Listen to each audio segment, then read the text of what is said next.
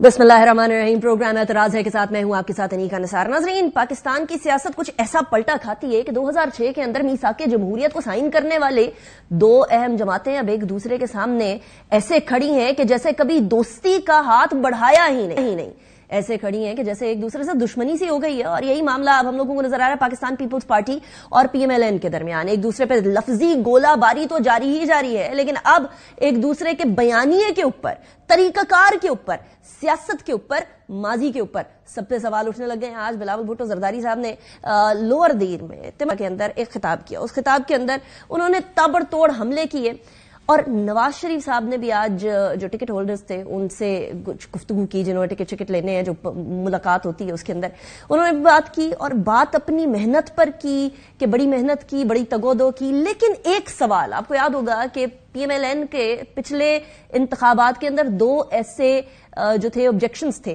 जो हमेशा उठाते रहे। एक था मुझे क्यों निकाला, दूसरा डिमांड थी वोट को इज्जत दो। तो वोट को इज्जत दो की बात तो नहीं हुई, मुझे क्यों निकाला की एक बार फिर से हमें बात होते हुए नजर आई। जरा नवाज शरीफ साहब की वो बात तो सुनिए। हर दफा अल्लाह के फजल करम से हम आए, हमने अच्छे अच्छे काम किए, मुल्क और कौम की तरक्की वाले काम किए, और हर दफा हमें निकाल दिया गया। क्यों निकाल दिया गया? कम से कम मुझे पता लगना चाहिए कि 1993 में क्यों निकाला गया, मुझे पता लगना चाहिए कि 1999 में क्यों निकाला गया। जिन्होंने इस मुल्क को यहां तक पहुंचाया है उनका भी मुहासबा होना चाहिए। अब जो मैं वोट को इज्जत दो की बात कर रही थी, मुझे क्यों निकाला के बाद उमूमन नवाज शरीफ साहब जब गुफ्तगू किया करते थे तो वोट को इज्जत दो की बात भी करते थे। इसके मिसिंग होने को सिर्फ मैंने और आपने नहीं नोटिस किया, बल्कि बिलावल भुट्टो जरदारी साहब ने भी नोटिस किया है कि इस तमाम बयानिए जो लीडिंग फ्रॉम नवाज शरीफ साहब रिटर्न अप अंटिल इंतखाबात, इसके अंदर वोट को इज्जत दो की बात आएगी या नहीं आएगी। क्या कहा, जरा सुनिएगा। मैं यही पैगाम मियां साहब को देना चाह रहा हूं कि मियां साहब, आप हमारे बुजुर्ग हो, आप हमारे बड़े हो, आपका तो पूरा एक्सपीरियंस है इतने सारे दहाइयों से। आप अपना ही मौकिफ से मुकर ना जाए, आप अपना मंशूर पे खड़ा रहे, वोट की इज्जत की सियासत करे, वोट की बेइज्जती की सियासत छोड़े, ये सिलेक्शन की शौक छोड़े। चौथी बार अब आके असल इलेक्शन तो लड़े, 3 दफा सिलेक्ट हुआ, एक दफा मैं चैलेंज करता हूं, एक दफा इलेक्ट होके आ जाए, मैं भी मानूंगा, ये कौम भी मानेगा। इंटरेस्टिंगली सिलेक्टेड का लफ्ज पिछले जो वजीर आजम थे, जो पाकिस्तान तहरीके इंसाफ के वजीर आजम थे, उनके लिए भी जो सिलेक्टेड का लफ्ज था वो भी बिलावल भुट्टो जरदारी साहब ने इस्तेमाल किया था। नवाज शरीफ साहब के लिए भी सिलेक्टेड का लफ्ज जो है वो बिलावल भुट्टो जरदारी साहब ने इस्तेमाल किया है। और ये एक बहुत बड़ा ताना है किसी भी सियासतदान के लिए जो जमहूरियत का नाम ले, उसके लिए एक बहुत बड़ा ताना है। लेकिन बिलावल भुट्टो जरदारी साहब को कोई सीरियस नहीं ले रहा। कि मैं नहीं कह रही कि मियां जावेद लतीफ साहब ने ARY के प्रोग्राम सवाल ये है, मैं कहा सुने। बिलावल साहब को संजीदा नहीं लेते कि जरदारी साहब उनको खुद संजीदा नहीं ले रहे। हाँ, जिस दिन जरदारी साहब बात करेंगे उनका जवाब जरूर देंगे, क्योंकि वो संजीदा आदमी है और वो समझते हैं हालात को। अगर वो हमसे इस तरह की गुफ्तगू करेंगे तो यकीनन जवाब जाएगा उनको। अब बात सिलेक्टेड की आए और लाडले का ताना ना दिया जाए, ऐसा कम ही हुआ करता है। इसी तरह का एक ताना अब मुस्लिम लीग नून को सुनना पड़ रहा है कि आप किस किस्म की डील करके आए हैं, कोई बात हुई है, कोई मामला तय हुए हैं, क्या इंतखाबात के लिए आपसे वादा किया गया है, क्या है जो आप इतनी सारी मुलाकातें कर रहे हैं, ये सिर्फ दिखाने के लिए कर रहे हैं कि देखें जी हम तो मेहनत भी कर रहे हैं सियासत के अंदर। और अगर कर रहे हैं तो फिर निकले और ग्राउंड लेवल पर, ग्रास रूट लेवल के अंदर सियासत करते हुए नजर आए हो। तो मरीम नवाज साहिबा आज हम लोगों को नजर आई ग्राउंड पर, लेकिन नवाज शरीफ साहब की एब्सेंस को बड़ी शिद्दत से महसूस कर रही है पाकिस्तान पीपुल्स पार्टी। मुराद अली शाह साहब, साबिक चीफ मिनिस्टर, क्या कहते हैं सुन। जब ये लाडले लाए उनको बाद में पछतावा हुआ है। 2013 में एक लाडले को लाए जिसने अभी इलेक्शन की गिनती चल रही थी तो ऐलान कर दिया कि मैं जीत गया हूँ, इसलिए उसे बताया गया था कि लाडले तुम्हें लाना है। और फिर एक और लाडला तैयार किया।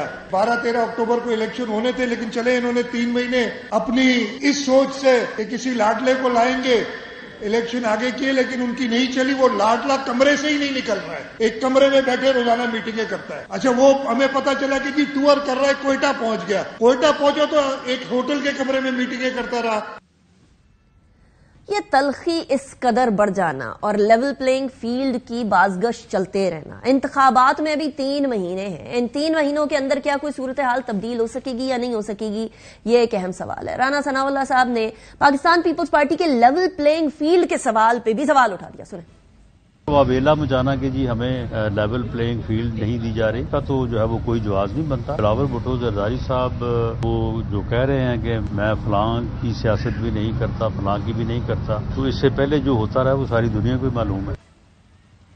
سیاست کڑوی ہے، سیاست واقعی میں کڑوی ہے، لیکن پاکستان کی ملکی سیاست ہی کڑوی نہیں ہے، صرف پاکستان کی شہری سیاست بھی اس ٹائم پر کڑواہٹ کا شکار ہے. اور میں بات کر رہی ہوں پاکستان کے سب سے بڑے شہر، پاکستان کی اکانومی کی ریڑھ کی ہڈی کراچی کے بارے میں.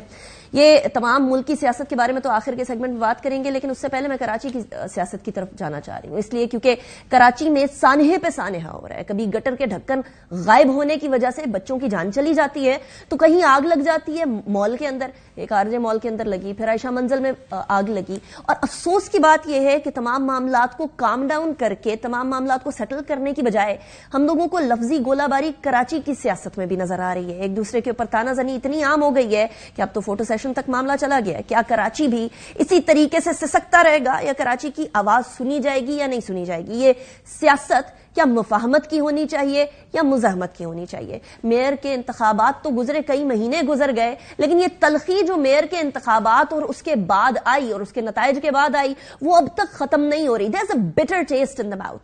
Will it remain؟ اس حوالے سے بات کریں گے. سب سے پہلے ہمارے ساتھ مرتضی وہاب صاحب موجود ہیں، پاکستان پیپلز پارٹی کے رہنما بھی ہیں اور میئر کراچی بھی ہیں. مرتضی وہاب صاحب، thank you very much for joining me in the programme.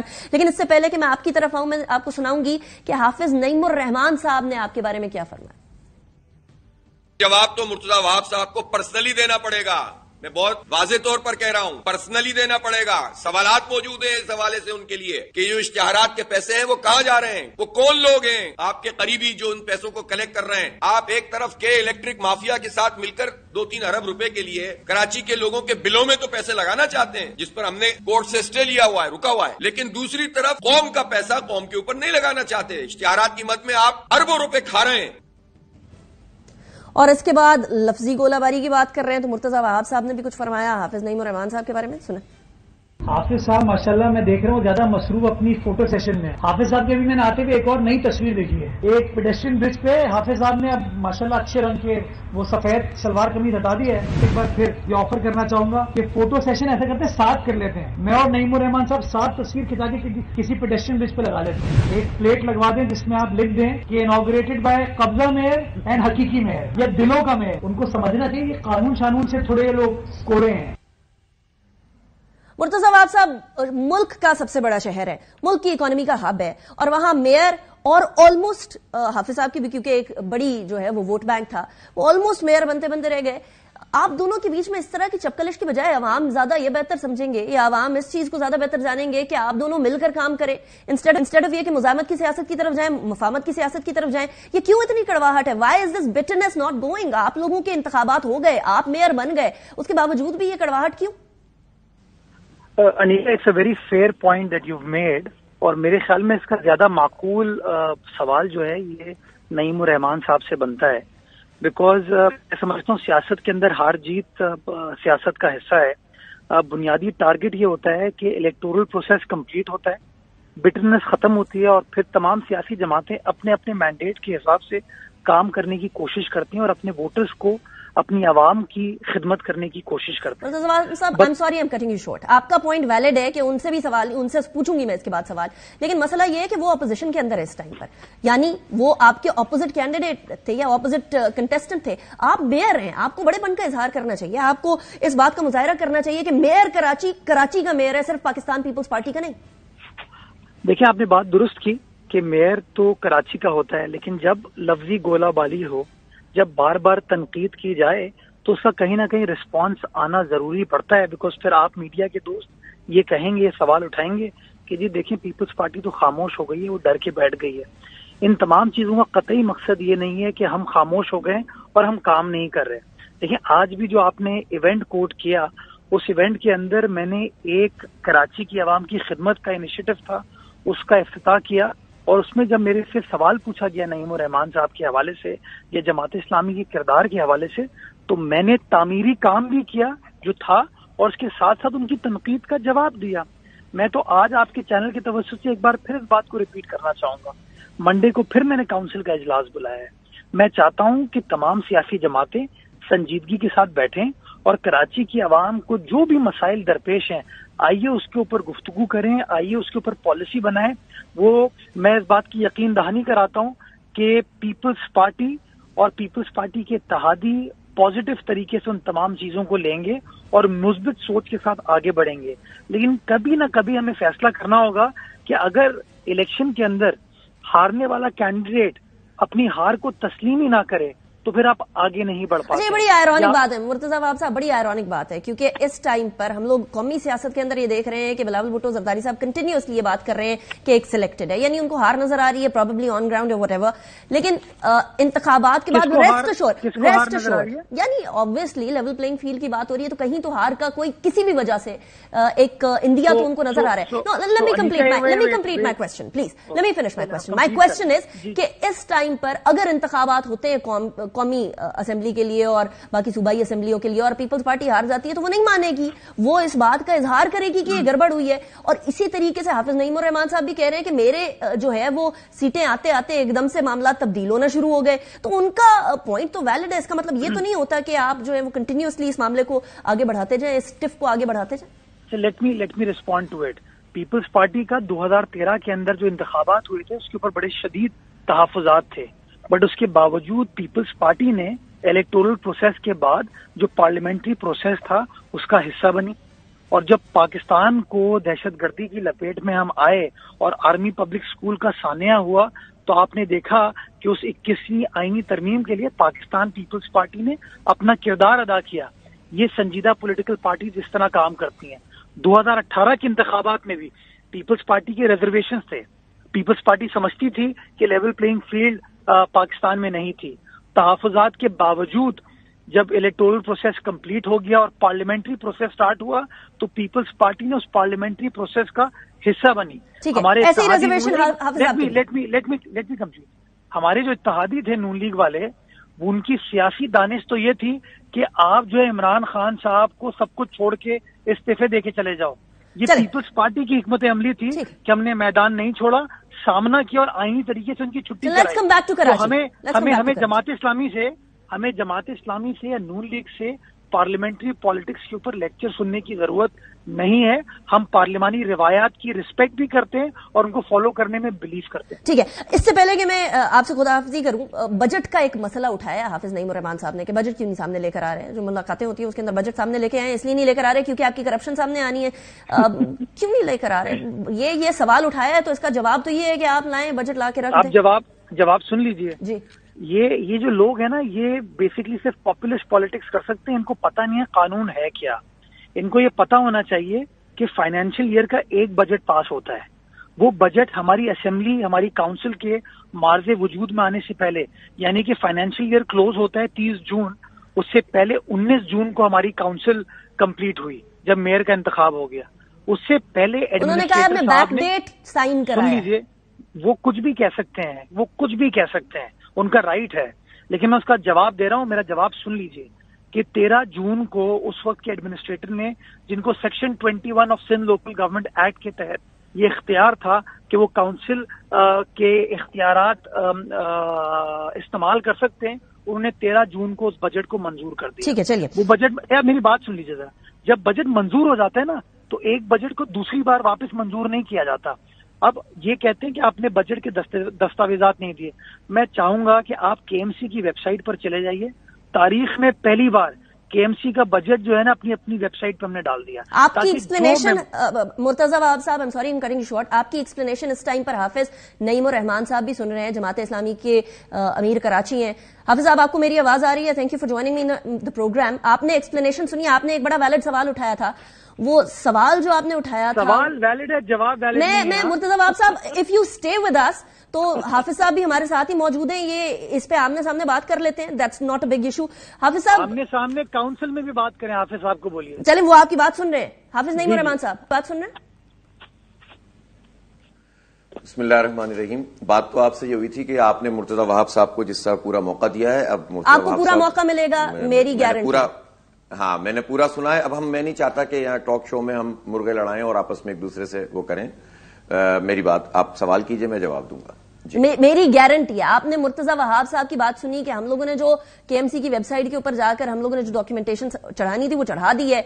یہ والے بجٹ جو ہے اس سے پہلے سائن ہوا تھا, اسی لیے اب اس کے بارے میں ہم کچھ کر نہیں سکتے. آپ آلریڈی کہہ چکے ہیں کہ بیک ڈیٹ سائن ہے. کیا آپ کے پاس اس کا کوئی پروف ہے کہ کوئی بیک ڈیٹ سائن ہوا ہے؟ کراچی کے مسائل کے اوپر اگر ہم اسی طریقے سے چپکلش کرتے رہیں گے اور معاملات کو اسی طریقے سے بکرنگ کے تھرو سالو کرنے کی کوشش کریں گے تو حافظ نعیم الرحمان صاحب کہیں کبھی نہیں رہنا. کراچی ایک ایسا شہر ہے جو کہ پاکستان کی اکانومی کی ریڑھ کی ہڈی ہے. ایسے میں کیا, اور اسپیشلی ابھی جو انہوں نے سوال اٹھایا ہے کہ آپ وہاں جا کر کمیٹی کی ملاقات کے اندر بھی سوال اٹھائیں, تو آپ کو وہاں کوئی اس کی سنائی نہیں ہو رہی کیا؟ مرتضی وہاب صاحب کی کوئی طرف سے کوئی سنائی نہیں ہو رہی؟ بات کہنا تو بہت آسان ہے. انیقا سنیے, بات یہ ہے کہ یہ جو ایڈمنسٹریٹر تھے نا وہ پیپلز پارٹی کے نامینیٹڈ ایڈمنسٹریٹر تھے. پیپلز پارٹی کی لگاتار 15 سال سے حکومت ہے. خود مرتضی وہاب صاحب بھی ایڈمنسٹریٹر سال بھر تقریباً رہ چکے ہیں. اس لیے یہ کہنا کہ وہ ایڈمنسٹریٹر نے 13 تاریخ کو ایک بجٹ پاس کر دیا تو لہٰذا اب دوبارہ نہیں آ سکتا, یہ تو بہت سیدھی بات ہے. 15 جون کو میئر کا انتخاب ہو رہا ہے, 19 جون کو اسے حلف اٹھانا ہے, اور اگر انہوں نے بیک ڈیٹ, تو میں کہہ رہا ہوں اور میں بڑی ذمہ داری سے کہہ رہا ہوں اس لیے کہ 13 جون سے لے کر 19 جون تک کوئی چیز موجود نہیں تھی, لیکن اگر 13 جون کو بھی انہوں نے کیا تھا تو آپ کو بہت واضح نظر آ رہا ہے نا کہ آپ پورے بجٹ سے بچنا چاہ رہے تھے, کیونکہ پیپلز پارٹی کی حکومت کا ایڈمنسٹریٹر, نامینیٹڈ ایڈمنسٹریٹر یہ کام کر رہا ہے, تو اس کا مطلب کیا ہے؟ دوسری بات یہ ہے کہ بجٹ کو اگر یہ پیش کر دیں گے, ابھی دیکھیں ٹاؤن کونسلز میں یہ ہوا کہ چونکہ ڈی ایم سیز تھیں اور اس کے بعد ان کا بجٹ پہلے تھا موجود, دوبارہ سے ٹاؤن کونسل میں آیا, دوبارہ سے چیزیں ٹھیک ہو گئیں. تو اگر یہ سٹی میں بجٹ لائیں گے, اگر ان کی اکثریت ہے یہ پاس بھی کرا لیں گے, لیکن اس لیے نہیں پیش کرنا چاہتے کہ ہماری ڈیمانڈ کیا ہے. ہم اپنی ذات کے لیے ڈیمانڈ نہیں کر رہے, ہم تمام یو سی چیئرمین کے لیے کہہ رہے ہیں کہ نعمت اللہ خان صاحب تو اس وقت 2003, 4, 5 میں 1 کروڑ روپیہ سالانہ دیتے تھے, تو آپ جو ہے کم از کم 3 کروڑ تو ہوتے ہیں. ابھی ڈالر ویلیو کہاں چلی گئی ہے؟ ہماری تو کوئی ڈیمانڈ ہی نہیں ہے. تیسری بات یہ ہے کہ ان سے بجٹ اجلاس سے پہلے ان کی کئی میٹنگز ہماری ان کے ساتھ ہوئیں اور انہوں نے اس پر کہا تھا کہ ہم لے کر آئیں گے. مجھے افسوس ہے کہ یہ اپنی بات سے پھر گئے, جس کے نتیجے میں اجلاس میں جو ہے وہ پھر یہ بدمزگی ہوتی ہے. تو یہ بجٹ لے کر آئیں, ہماری چیزیں سنیں, یہ اپنی اکثریت سے اس کو پاس کر لیں. ان کو خطرہ یہ ہے کہ پیپلز پارٹی کے لوگ وہ بھی یہ ڈیمانڈ کریں گے کہ چیئرمینوں کو جو ہے وہ پیسے ملنے چاہیے تاکہ کام تو ہو سکے گراس روٹ لیول پر. تو اپنے ہی لوگوں سے خوف زدہ ہیں, ہم سے خوف زدہ نہیں ہے. پہلی بات تو یہ. دوسری بات یہ ہے کہ یہ کہنا بہت آسان ہوتا ہے کہ الیکشن ہو گیا, آئیں ہم آگے بڑھتے ہیں, لیکن یہ بھی تو بتائیں نا کہ 5 لاکھ سے زائد ووٹ جماعت اسلامی نے کراچی میں بلدیات میں حاصل کیے اور پیپلز پارٹی کے ووٹ 3 لاکھ سے کچھ زائد ہیں. یہ بھی تو بتائیں نا کہ جب انہوں نے اپنی پارٹیوں سے الائنس کیا اور ہم نے پی ٹی آئی سے الائنس کیا تو 32 بندے کہاں چلے گئے؟ ان کی حکومت تھی, ان کے پاس پوری ایڈمنسٹریشن تھی, پوری طاقت تھی, اور ان کے لوگ یہ سمیت یہ کہتے رہے تھے کہ لوگ نہیں آئیں گے, لوگ نہیں آئیں گے. تو لوگ کیوں نہیں آئیں گے؟ اس لیے نہیں آئیں گے کہ یا تو آپ خریدیں گے یا آپ دباؤ ڈالیں گے, اور آپ نے نان بھائی کو استعمال کر کے پوری اور اس کے نتیجے میں جو ہے وہ آپ نے کراچی کا جو حق تھا عوام کا, اس حق سے اس کو مجھے حافظ نعیم الرحمان صاحب اس ٹائم پر سب سے بڑا شکوہ, I'm sorry I'm cutting you short, لیکن I've heard you. مجھے سب سے بڑا شکوہ یہ ہے کہ کراچی کی عوام آگ لگتی ہے, فائر بریگیڈ کا انتظار کرتی ہیں. کراچی کی عوام اس ٹائم پر پانی کے لیے ترس چکی ہے. وہاں بلوں کے اندر جو ہے معاملات کو آپ بڑھانے کی طرف جا رہے ہیں, لیکن اپوزیشن یعنی آپ کی سائیڈ کی ایک سرٹن ذمہ داری بنتی ہے. مرتضی وہاب صاحب کا یہ سوال کہ آپ صرف میڈیا پر آ کے بات کریں اور آپ جا کے باقاعدہ میٹنگز کے اندر بات کریں, اس میں فرق ہے. یہ شکوہ انہوں نے ابھی بھی اٹھایا. تو کیا جس طریقے سے آپ یہاں بات کر رہے ہیں اسی طریقے سے ملاقاتوں کے اندر بھی کراچی کے عوام کی آواز اٹھاتے ہیں؟ جی بات کا جواب تو دینے دیں, because he spoken for a very long time. میں آپ کی طرف آ رہی ہوں, میں آپ کی طرف آ رہی ہوں. پہلے مجھے اس سوال کا جواب دینے دیں. مجھے اس بات کا جواب دیں. کسی بھی چیز کا ایک ڈیکورم ہوتا ہے. جب آپ کی ٹیم نے حافظ نعیم الرحمان صاحب, میں آپ سے ہی سوال کر رہی ہوں, پلیز آپ جواب دیجیے. میں اس طرح کراس کوسچننگ کے لیے پروگرام میں نے شریک نہیں ہوا تھا, تو آپ لوگوں کو اپنی مینجمنٹ کو بھی ٹھیک کرنا چاہیے. میں آپ کی طرف آ رہی ہوں مرتضی وہاب صاحب, لیٹ می فنش. آپ لوگوں کو الگ الگ موقع دے رہے ہیں, آپ لوگ ایک دوسرے کی بات میں نہ بولے. حافظ نعیم الرحمان صاحب دیجیے, میں جھگڑا ختم کر دیتا ہوں. آپ جمہوریت پہ قبضہ ختم کر دیجئے, آپ قبضہ ختم کر دیجئے, میں جھگڑا ختم کر دیتا ہوں. یہ میرا جھگڑا نہیں ہے, کراچی کے عوام کا جھگڑا ہے, انہوں نے ووٹ ڈالے. آپ اگر ووٹ پہ یقین رکھتے ہیں, دیکھیں مسئلہ یہ ہے کہ ان کی پارٹیوں کا مسئلہ یہ ہے کہ ان کی پارٹیوں میں جمہوریت نہیں ہے. وراثت اور وصیت میں پارٹیاں چلتی ہیں, باپ کے بعد بیٹا, بیٹے کے بعد بیٹی, بیٹی کے بعد بھائی, خاندانوں کی جماعت ہے. 40 وڈیرے ایک خاندان پہ پارٹی چلتی ہے. اب آپ مجھے بتائیے کہ جب پارٹی میں جمہوریت نہیں، لوکل باڈیز کے الیکشن کرانے کے لیے دھرنے دینے پڑتے ہوں، 4 بار یہ ملتوی کروائیں، الیکشن آ جائے تو نتیجہ نہ مانیں، یوسیوں کی تعداد چھین دیں، آر او کے ذریعے نتیجہ بدلوا دیں، اور پھر بھی پورا نہیں پڑے تو بندے اٹھوا لیں، اس کے بعد کہیں کہ ہمیں تسلیم کر لو. تو قبضہ میئر کو تو تسلیم نہیں کیا جائے گا. البتہ یہ ضرور ہوگا، یہ میری پیشکش آج بھی موجود ہے کہ اگر یہ بجٹ پیش کریں، یہ پراپر طریقے سے کاروائی چلائیں، میں خود بھی شریک ہوں گا، میری پارٹی بھی شریک ہوگی، ہم اس پر اپنی ریکمنڈیشن دیں گے، پھر اگر ان کی اکثریت ہوگی تو یہ منظور کر لیں. لیکن یہ مجھ سے ہماری پارٹی سے بات کریں آؤٹ آف کاؤنسل کہ ہم کریں گے، اور کاؤنسل میں آپ وہاں پر بجٹ پیش نہ کریں تو پھر تو ہم اعتراض کریں گے نا. مرتضیٰ وہاب صاحب، آپ کو یہ پیشکش منظور ہے؟ ابھی حافظ نعیم الرحمان صاحب نے ایک بڑی واضح پیشکش رکھ دی ہے، کیا بات کریں؟ کاؤنسل کی میٹنگ سے پہلے بات کر لیں. اچھا مجھے ذرا پلیز، جتنا انہوں نے ماشاءاللہ ایکسٹیمپور بولا ہے، اس سے پہلے آپ نے بھی اتنا ہی بولا. نہیں، میرے ساتھ تو آپ نے بار بار روکا تھا، مجھے ٹوکا تھا، اپنے سوال آپ لاتی ہیں، مجھے ہی ذرا بات کرنے دیجیے گا. دیکھیں، پہلی چیز یہ کہ افسر جو ہے نا وہ کسی سیاسی جماعت کا نہیں ہوتا.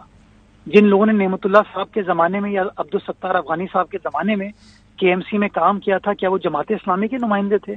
یہ بڑی افسوسناک سچویشن ہے کہ آپ اپنی پولیٹیکل پوائنٹ سکورنگ کے لیے جو افسر ہوتے ہیں نا، جو اچھی انٹیگریٹی کی کریڈیبلٹی والے افسران ہوتے ہیں نا، ان کو الزامات کی نظر کر دیتے ہیں. میں اس کو معیوب سمجھتا ہوں اور یہ غلط چیز ہے. افسر ہوتا ہے، ہمیں اس کی رسپیکٹ کرنی چاہیے، نمبر 1. نمبر 2، جب یہ کہتے ہیں کہ میں ذمہ داری کے ساتھ کہہ رہا ہوں کہ یہ بیک ڈیٹ میں بجٹ پاس ہوا ہے، میں بھی حلف لیا ہوا ہے اور ذمہ داری کے ساتھ کہتا ہوں کہ بجٹ 13 جون کو پاس ہو گیا تھا. میں ذمہ داری کے ساتھ کہتا ہوں کہ اس کے اندر کوئی ہماری عمل دخل نہیں تھا.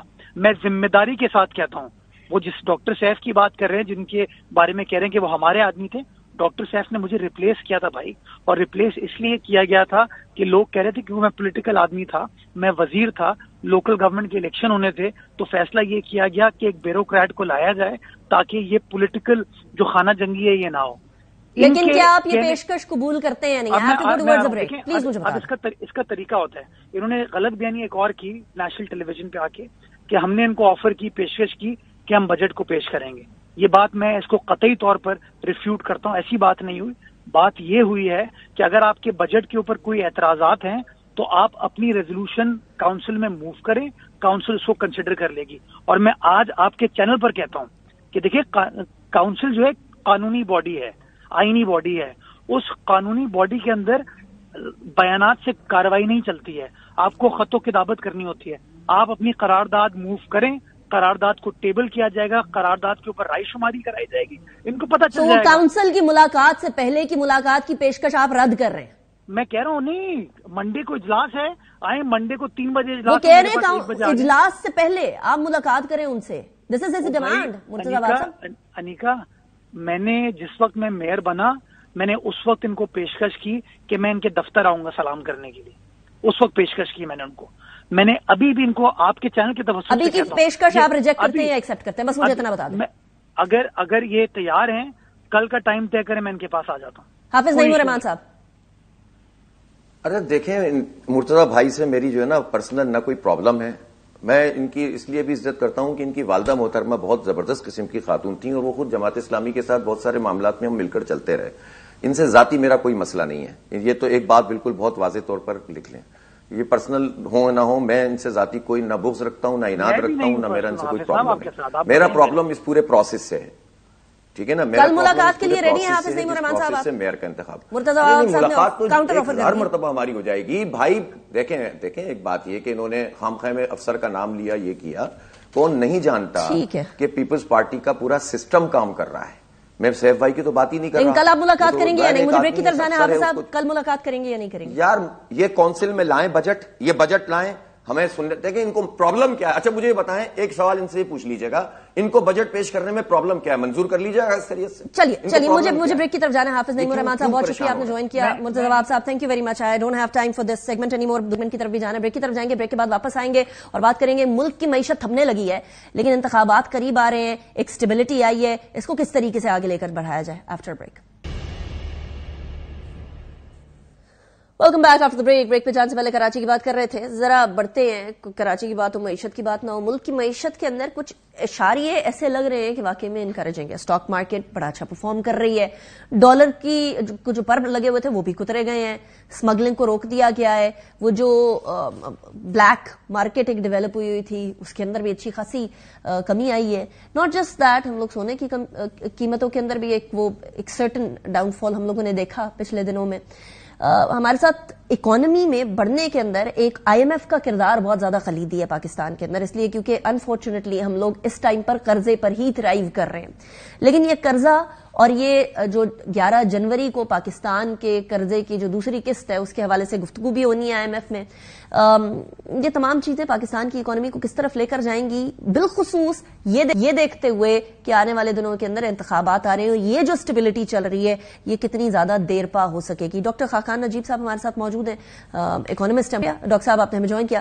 خاقان صاحب, پاکستان کے انتخابات 8 فروری 2024 کو ہو رہے ہیں اور بہت سارے لوگوں کا خدشہ یہ ہے کہ جو فیل گڈ فیکٹر مارکیٹ کے اندر ہے ایک سٹیبلٹی دیکھنے کے بعد, اور یہ جو ٹرسٹ اس ٹائم پر ہے, یہ انتخابات اور انتخابات کے بعد تک کیا کنٹینیو کر پائے گا, کنسیڈرنگ کہ لوگ مارکیٹ ریئیکٹ کر رہی ہے پازیٹیولی؟ تو انیکا صاحبہ, ایک تو آپ نے بہت اچھا انٹروڈکشن سامنے رکھا. آپ نے کہا آئی ایم ایف جو ہے وہ کلیدی وجہ ہے, اس کو کپل کیجئے اسمگلنگ, ہورڈم, افغان ٹرانزٹ ٹریڈ اور ڈی ڈالرائزیشن کا effort on part of the establishment. ایک تیسری چیز بھی رکھ لیجئے جو آپ کے سوال کو آئی تھنک آنسر کرنے میں مدد کرے گی, کہ ایک S I F C create ہوئی اور اس کے انڈر یہ جو سارا پروسیس ہے اس میں اب اسٹیبلشمنٹ کا بھی ایک رول ہے, ہماری گورنمنٹ کا بھی ایک رول ہے, پروونسز کا بھی ایک رول ہے, اور ہماری سول بیوروکریسی کا بھی ایک رول ہے. اب یہی چیز جو ہے آئی تھنک کنٹینیو کرے گی آنے والے دنوں میں. اور اس سے اب پروگرام کیا ہے؟ دیکھیں, پروگرام تو یہ ہے کہ جو آپ نے ابھی یہ سارا کچھ شروع کیا ہے, اس سے آپ کو روپے کی قدر میں جو جائریشنز آ رہی تھیں وہ ایٹ لیسٹ نہیں دکھائی دے رہی, تو ایک اسٹیبلٹی دکھائی دے رہی ہے. آپ کو اسٹاک مارکیٹ میں ایک ٹیل ونڈ کی وجہ سے 40,000 سے انڈیکس 67,000 پہ آ گیا. یہ one of the quickest 50% gain ہے جو 2004 کے بعد مارکیٹ نے دیکھا ہے. ہمارا جو تجارتی خسارہ بھی ہے اور ہمارا جو کرنٹ اکاؤنٹ کا خسارہ بھی ہے, اور جو ہمارا مالیاتی فسکل خسارہ ہے, بجٹ کا جو خسارہ ہے, وہ بھی تھوڑا سا سنبھلا ہوا ہے. اگر آپ ان سب چیزوں کو دیکھیں تو انٹرنیشنل بانڈ بھی ہمارا اسٹرینتھن ہوا ہے. اب کوئی چوائس نہیں ہے انیکا صاحبہ, یہی اسٹرکچر کنٹینیو کرے گا. Stand by arrangement I M F کا کمپلیٹ ہوگا. Anika, you and I have talked a lot about this پہلے بھی. جو ملک بیرونی خسارے کے چیلنج میں آتا ہے, چاہے وہ سری لنکا ہو, بنگلہ دیش ابھی آیا نہیں تھا, پاکستان تو ایک جس طرح سے نا اسٹینڈ 2 میں چلا گیا تھا جولائی سے پہلے. کیا تھا, آئی ایم ایف ہو رہا ہے, نہیں ہو رہا, so the economy didn't go into a tailspin, it just was frozen. زر مبادلہ کے ذخائر گر رہے تھے. Come July you have the program, آپ زر مبادلہ کے ذخائر کو اوپر جاتے ہوئے دیکھتے ہیں, آپ باقی ڈونرز کو اندر آتے ہوئے دیکھتے ہیں, آپ ایف ڈی آئی کی باتیں through S I F C دیکھتے ہیں, آپ ایگریکلچر کی ایک ریکوری دیکھتے ہیں. 5% گرو کیا ہے ایگریکلچر 3 ماہ میں 2 سپٹمبر. آپ کے ایف پی آر کے ریونیوز بھی ٹھیک ہیں. خاقان صاحب, I'm sorry, I'm cutting you short. Agriculture کی کیونکہ آپ نے بات کر ہی دی ہے, so I want to ask that as well کہ دیکھیے ایک بڑا چنک ہے ہماری اکانومی کے اندر ایگریکلچر کا, اور اس ایگریکلچر کو ٹیکسیشن اب آنے والے وقتوں کے اندر سننے میں آ رہا ہے کہ ٹیکسیشن بڑھے گی, اور ایگریکلچر کے اوپر بھی ٹیکسیشن بڑھے گی, ریٹیل پر بھی ٹیکسیشن بڑھے گی. کیا آپ کی خبر بھی یہی ہے؟ کیا آپ کو جو آپ کے ارد گرد کے لوگ بڑے انفلوئنشل ہیں وہ بھی یہی بتا رہے ہیں کہ اس طرح کا کوئی معاملہ ہونے والا ہے؟ کیا پاکستان کی اکانومی کے اندر ایک بہتر سمت کے اندر معاملے کو لے کر جائے؟ سو دیکھیں نا, اب جو اسٹینڈ بائی ارینجمنٹ ہے وہ تو آپ کا زیادہ محیط ہے کہ آپ نے مانیٹری یعنی کہ پالیسی ریٹ اوپر رکھنا ہے, پرائسز بڑھانی ہے, ڈی ویلیو کرنا ہے, اور اپنے خرچے تھوڑے سے سنبھالنے ہیں. جو اگلا پروگرام آئے گا وہ اسٹرکچرل ان نیچر ہوگا. اسٹرکچرل سے مطلب یہ ہے کہ جن ایریاز کو ٹیکس نہیں کر رہے پلیز ان کو ٹیکس کیجیے. ایگریکلچر انکم ٹیکس چاہے وہ پروونسز کا سبجیکٹ ہو, پر it will be part of that. آگے چلیے, ریٹیل اور ہول سیل 60% ہے انیکا ہماری اکانومی کا. اگر وہ ٹیکس نہیں دے گا اور وہ رجسٹر نہیں ہوگا تو پھر آپ ساری عمر باہر سے ہی مانگتے رہیں گے. اور پھر ریئل اسٹیٹ کی پراپر کیپٹل گینز یعنی کہ جو کمائی ہوتی ہے اس پہ اس کی ٹیکسیشن, یہ آنے والے وقتوں میں کم آئی ایم ایف اور وداؤٹ آئی ایم ایف آپ کو کرنی ہی پڑے گی, کیونکہ انڈسٹری سے بوجھ تبھی اٹھے گا, اور آپ اپنی جو مینوفیکچرنگ پہ اتنی ہیوی ٹیکسیشن رکھے ہوئے ہیں وہ تبھی کم کر پائیں گے جو آپ ویج ارنرز پہ ٹیکسیشن رکھے ہوئے ہیں وہ تبھی کم آئیں گے اگر آپ براڈ بیسنگ کریں. رائٹ. لیکن خاقان صاحب ہمارا یہ اسٹرکچرل ریفارمز تو ہم لوگوں کو کرنے کی ضرورت ہوں گی, لیکن مجھے بس یہ بتا دیجیے گا کہ اس موقع کے اوپر جہاں پاکستان آلریڈی اکنامک ووز سے گزر رہا تھا, اب اسٹیبلٹی آئی ہے, ٹرسٹ ایشوز بھی تھوڑے بہتری کی طرف گئے ہیں ایز یو مینشنڈ, لیکن مسئلہ یہ ہے کہ پاکستان کی اکانومی ایک پولیٹیکل اکانومی ہے, یہاں سیاسی عدم استحکام آتا نہیں ہے, وہاں ہم معاشی اشاریے ڈاؤن فال کا شکار ہوتے ہوئے دیکھتے ہیں, اور یہ ہمیشہ سے ہوتا آیا ہے, اب بھی ہو رہا ہے. ایسی صورت میں جہاں اسٹیبلٹی آئی ہے وہاں انتخابات قریب آ رہے ہیں, کیا انتخابات کے بعد جو بھی سیاسی جماعت آئے گی وہ ایک اکانومی کو اپنے بہت منشور کا بڑا حصہ, ایک امپورٹنٹ حصہ سمجھتے ہوئے آگے بڑھتی ہے؟ آپ کو لگتا ہے کہ پاکستان کی ان تمام معاملات کو دیکھتے ہوئے کسی بھی طریقے سے اکانومی کو سیاست سے جڑے ہونا چاہیے؟ کل میرے پروگرام میں علیم خان صاحب فرما رہے تھے کہ سیاست کو پاکستان کی سیاسی جماعتوں کے ساتھ یا پاکستان کی سیاست کے ساتھ نہیں جڑے ہونا چاہیے اکانومی کو. دیکھیے, جو آنے والی حکومت ہے اس کے پاس نا روم ٹو مینیور بہت کم ہے. یہ ایک ڈفرنٹ ٹائم پیریڈ ہے. آئی ایم ایف کا ایک پروگرام نیا چل رہا ہوگا, ایس آئی ایف سی کے تحت آپ چیزیں چلا رہے ہوں گے, آپ کا اسٹرکچرل ریفارم چل رہا ہوگا, اور ساتھ ساتھ یاد رکھیے کہ آپ کی اب تو باہر کے ممالک نے آپ کو اگر رقوم دیں, جو ایف ڈی آئیز اگر آئیں گی تو وہ بھی اسی اس شرائط سے آئیں گی کہ یہ جو اس وقت آپ کام کر رہے ہیں, جو پراپر ریفارم کی طرف جانے کے لیے آپ ایٹ لیسٹ ایک فریم ورک بنا رہے ہیں, چاہے وہ ایگریکلچر انکم ٹیکس کا ہو, چاہے وہ ڈی ریگولیشن کا ہو, چاہے وہ یہ جو کلاگڈ آرٹریز ہیں ان کو ان کلاگ تو نہیں کر رہے, پر آپ ان کو بائی پاس کر کے ایس آئی ایف سی کے تھرو انویسٹمنٹ لا رہے ہیں. یہ اسی frame work, SIFC is an institutional framework. The economy, I think, is likely to work in the coming years اسی کے under. So room to maneuverability بہت کم ہوگا, اسی فریم ورک میں I think چیزیں چلیں گی. So ایک وہ جو ایشو تھا کہ پالیسی کا تسلسل نہیں ہوتا, پالیسی ایک شخص چلاتا ہے, اکانومی اس حساب سے مولڈ کرتی ہے, اور وہیں دوسرے شخص یا دوسری جماعت کی جو ہے وہ حکومت آ جاتی ہے اور وہیں پالیسی کو کے ربط کو توڑ دیا جاتا ہے. وہ اب نہیں ہوگا. In other words, that's what you're saying. تو اس میں تو انویسٹر کے لیے بہت روم ٹو گرو بھی ہوگا. خاقان صاحب, انٹرنیشنل انویسٹمنٹس کتنی زیادہ پاکستان کو اسٹیبل اکانومی کے طور پہ دیکھیں گی؟ دیکھیے, انٹرنیشنل انویسٹمنٹ تو مسٹ ہے نا, ایف ڈی آئی تو آنی چاہیے پاکستان میں. $1.5-2 ارب کی ایف ڈی آئی آتی ہے پاکستان میں, the potential is much more. اور اب ریکوڈک پہ کام ہو رہا ہے, کسی دن اس پہ we can have a longer chart. Reko Diq کو ہم نے ابھی اپنے جو شیئرز ہیں ان کی ویلیویشن کرائی ہے, ہم کچھ ایگریکلچر کے پروجیکٹس کارپوریٹ فارمنگ کے رکھ رہے ہیں. یہ سب کچھ اب چلے گا کیونکہ اس کے علاوہ چارہ کوئی نہیں ہے. میں بار بار یہ ورڈ اس لیے یوز کرتا ہوں کہ room to go here and there will again bring you, جہاں آپ جون میں کھڑے تھے $4 ارب کے ذخائر تھے, مارکیٹس ڈیفالٹ لیول پہ ٹریڈ کر رہی تھی. So that's behind us. I think اس انسٹیٹیوشنل فریم ورک میں جو پالیسی کنسسٹنسی اس وقت ڈیولپ ہو رہی ہے, اس میں ابھی تو پرائیویٹائزیشن کی انیکا بات کی ہے نا ہم نے. یہ تو نہیں کہا کہ ہم نے پی آئی اے بیچ دیا ہے. ابھی there is a many slip between the lip and the cup والی سچویشن ہے. There will be many things that will come, جن کو برجز کو عبور کرنا پڑے گا. ابھی کس طرح ہم نے انرجی سیکٹر کے 500 سے لے کے 900 ارب کا اس سال کا نقصان ہے Anika. This is not a small number that I am giving to you. So اگر یہ agriculture, income tax, real estate, ان سب کو ملاؤں تو 1000 ارب روپے کا پوٹینشیل ہے. ابھی ایڈ میموار آ جائے گا جو ابھی ٹیم آئی ایم ایف کی وزٹ کر کے گئی ہے, بٹ آئی ایم ان دا نو. سو یہ that is the kind of potential that we are talking about. اب اس سب کو ہم چھوڑ تو نہیں سکتے. ابھی تو پاکستان کے ڈیٹ پہ اتنا کام ہونے والا ہے, ہم نے ملکوں سے بات کرنی ہے. کیا یہ سارا کام کرنے کی جو کیپیبلٹی ہے وہ نئی حکومت کو بلڈ کرنی چاہیے؟ That's the other important part. لیکن ود 18th امینڈمنٹ یہ کیپیسٹی اگر وفاقی حکومت بلڈ بھی کر لے تو اس کا کوئی خاص فائدہ ہوگا؟ خاقان صاحب, فائدہ یہ ہوگا کہ وہ کلیدی کام کرے, ایجوکیشن کو نہ چلائے, ہیلتھ کو نہ چلائے, زکوٰۃ اینڈ عشر کو نہ چلائے, فوڈ اینڈ سیکورٹی, ایگریکلچر کو نہ چلائے. یہ پروونسز کے کام ہے. وہ کلیدی کام کرے, پاکستان کے بجٹ کو ٹھیک کرے, پاکستان کی پرائیویٹائزیشن کرے, انرجی سیکٹر کو ٹھیک کرے, ڈی ریگولیٹ کرے ملک کو, گروتھ کا انفراسٹرکچر کریٹ کرے, ڈومیسٹک انویسٹر کو ایکسائٹ کرے, ان کو کمپیٹیٹو مارکیٹ فراہم کرے. ایگریکلچر ایک کراپ میں ہم نہیں ہیں, رائس میں کبھی بھی رائس کی شارٹ فال نہیں ہوتی اور دنیا بھر میں رائس پاکستان کا بکتا ہے. سو یہ ہیں وہ کام جو فیڈرل گورنمنٹ کو کرنے ہیں. آئی تھنک کہ جو سیکنڈ فیز ہے, ابھی تو یہ ایک فیز ہے آف ایڈجسٹمنٹس جس میں سے آپ گزر رہے ہیں, پرائز کی بھی ہیں, کچھ چھوٹی موٹی ایف ڈی آئی آ رہی ہے, کچھ آپ پریپیئر کر رہے ہیں اداروں کو. یہ تو ابھی جب چینج ہوگا انٹو ریئل اسٹرکچرل ورک, یہ مشکل फेज होगा, अगले 3 साल will be the much more. अवाम के लिए कितने मुश्किल फेज होगा, क्योंकि अवाम ऑलरेडी काफी भुगत रहे होते हैं, नॉर्मली हर चीज का खुमियाजा उनको भुगतना पड़ता है। ये स्ट्रक्चरल फेज की मुश्किलात क्या कुशन कर जाएगी हुकूमत या अवाम तक जाएगी, ट्रिकल डाउन इफेक्ट होगा? कुशन कर जाएगी हुकूमत, इसलिए कि अगर फिस्कल का खसारा कम होगा, एक्सपेंडिचर्स को आप निकालेंगे फेडरल से और कम करना शुरू करेंगे, एक्सपेंडिचर का रिफॉर्म करेंगे और मालियाती खसारा टूटेगा तो इन्फ्लेशन टूटना शुरू हो जाएगी। आपकी आज की इन्फ्लेशन, ये कोई कहता नहीं है बात, पर मैं कह रहा हूं आपके प्रोग्राम पे, 8,000 अरब का जो मुल्क खसारा कर रहा हो वो 8,000 अरब के नए नोट छापता है। याद रखिए कि बहुत बड़ी इन्फ्लेशन तो यहीं से आ जाती है, इंटरनेशनल फैक्टर्स भी हैं, सब कुछ है।